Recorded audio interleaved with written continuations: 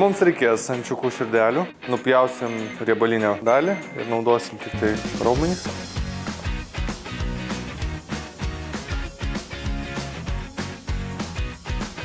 Galima tą patį daryti su vištų širdelėm, su jaučių širdim.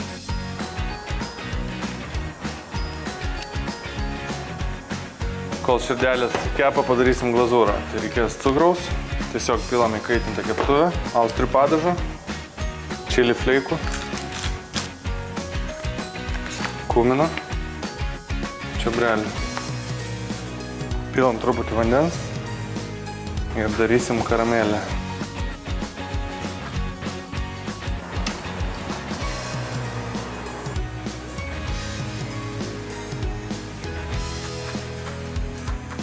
Grill šaldelės maunam atskirai ant iešmelių.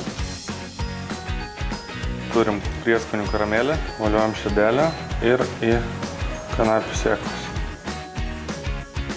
Turim dar kapotų lazdynų riešutų, mes jas irgi panaudosim.